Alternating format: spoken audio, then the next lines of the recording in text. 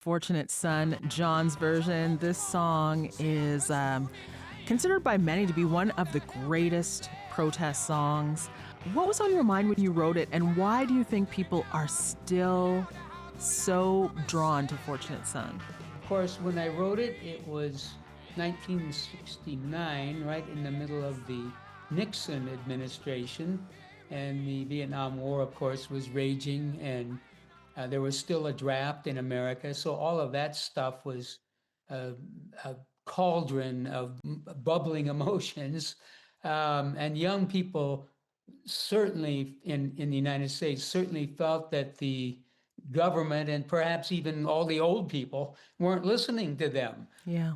And so they began to speak louder and finally shout louder, much like that song. Mm-hmm. All of this was certainly on my mind. I had been drafted.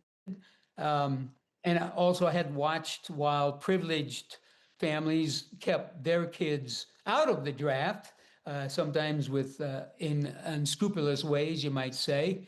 And I was very indignant about all of that. That played a big part in my emotions about writing the song at the time. So all of that was in my mind. I mean, it was just kind of a constant broiling in my blood during those days. Fortunate Son ended up being the quickest song I ever wrote. Is that right? Meaning I had the idea I wanted to write a song with this intent, and I believe I walked into my bedroom with a tablet that I was going to perhaps write a song called Favorite Son, because I had noticed all my life, really, in watching political conventions that once in a while some very pasty old white guy would stand up and say, "Your Honor, the great state of Texas wants to nominate her favorite son." And they would say that over and over. Sure. So I walked in with that in mind, but somehow my mind in that creative process flipped over into Fortunate Son.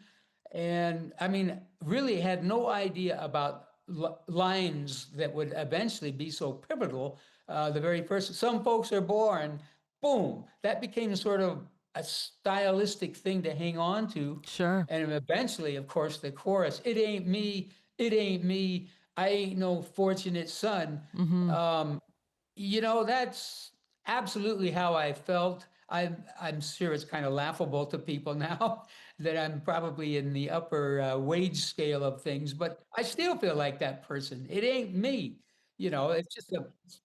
It's a psychological stance that we have when it seems like the privileged folks are up above and kind of lording it over us. It's a kind of song that you could have written last week, and it still resonates today. The lyrics are so resonant to the now that we're looking at.